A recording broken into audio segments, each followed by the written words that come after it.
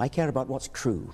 I mean, do you actually believe in your Muslim faith? Do you believe that Muhammad split the moon in two? Do you believe that Muhammad flew to heaven on a winged horse, for example? I pay you the compliment of assuming that you don't. No, I do. I believe in miracles. You believe that? Yes.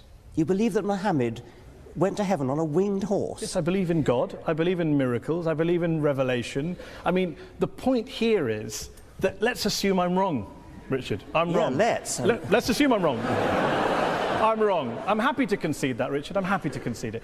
I'm wrong. All religions are wrong. God does not exist. We're all mad. I care about what's true. I'm an educator. I'm a scientist. And I want people to understand the truth about the universe in which they live. That's what I care about.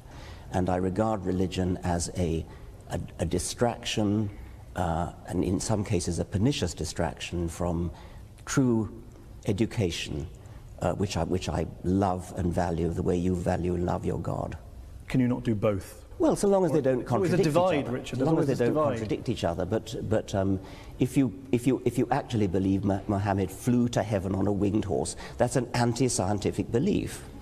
And that could be wrong. But that bloody well is wrong. But that doesn't change. Yeah. That doesn't change. How do you know it's wrong? Oh, come on.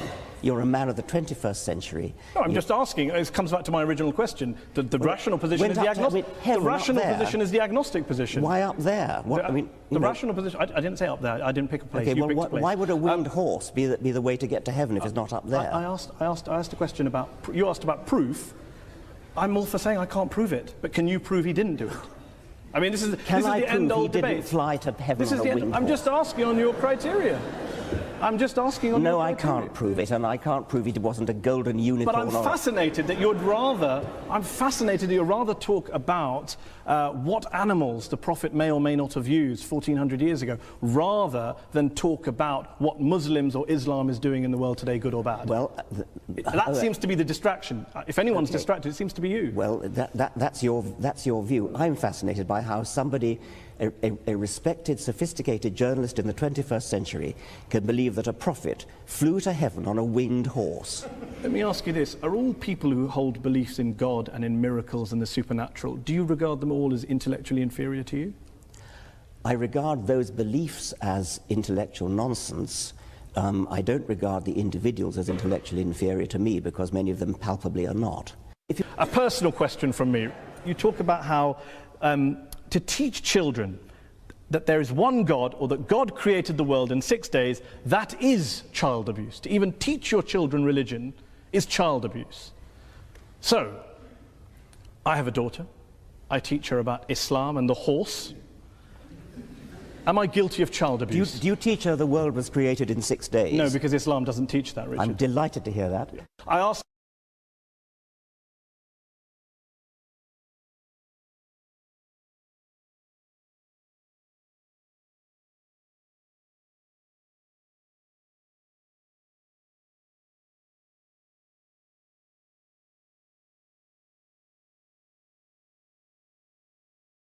Okay, let's open it up to the audience. We've been talking about God, evil, war, terrorism, bringing up your children, living a good life, religion and happiness, science versus religion. Who would like to answer the first question? Yes, you? If the Almighty God appears suddenly on the cloud or on the earth or part of the universe, what is your reaction? Are you going to believe, or are you going to go against him?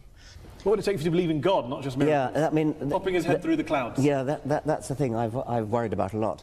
Obviously,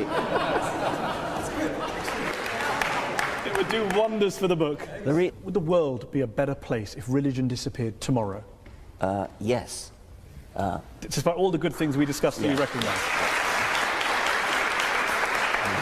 It does make me chuckle that you mock me for believing in a prophet that flies into a heaven, but you believe in lots and lots of universes that you can't show me, prove to me, test to me in a lab, as a basis of getting out of believing in a God and a prophet. I'm astonished that you should compare the two.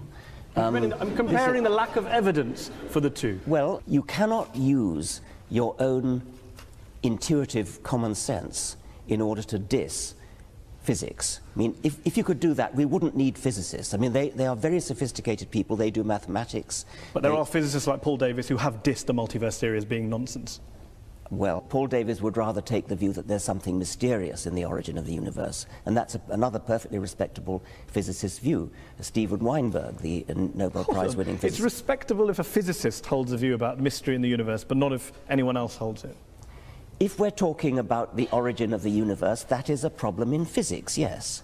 Let's end with a couple of quick questions. If, as Christopher Hitchens, the late Christopher Hitchens wrote, religion is ineradicable, and as you put it, harder to get rid of than smallpox, doesn't this basically mean that whatever motivations you have, no matter how passionately you're driven and love for the truth, you are essentially wasting your time?